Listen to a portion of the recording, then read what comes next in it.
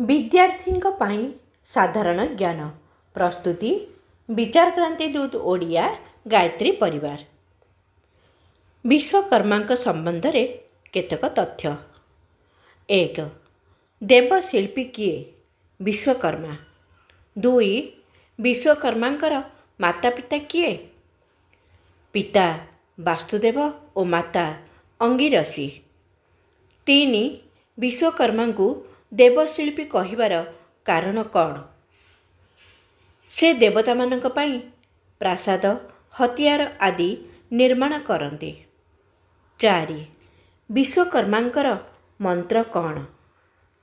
ଓଁ ବିଶ୍ୱକର୍ମଣେ ନମଃ। 5.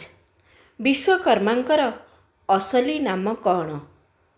ମନୁ ଦେବଜ୍ଞ। 6. ବିଶ୍ୱକର୍ମା କାହାର ଅବତାର ଅଟନ୍ତି? ମହାଦେବଙ୍କର। 7.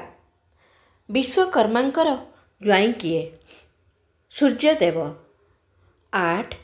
ବିଶ୍ୱକର୍ମାଙ୍କର ଅନ୍ୟ ଦୁଇ ଝିଅଙ୍କର ନାମ କ'ଣ? ରିଦ୍ଧି ଓ ସିଦ୍ଧି। 9. ରିଦ୍ଧି ଓ ସିଦ୍ଧି କାହାର ପତ୍ନୀ ଅଟନ୍ତି? ମହାଦେବଙ୍କର ପୁତ୍ର ଗଣେଶଙ୍କର। 10. ବିଶ୍ୱକର୍ମାଙ୍କର ନାତି ତଥା ଗଣେଶଙ୍କର ପୁତ୍ରଙ୍କ ନାମ କ'ଣ? ଶୁଭ ଓ ଲାଭ। ଧନ୍ୟବାଦ।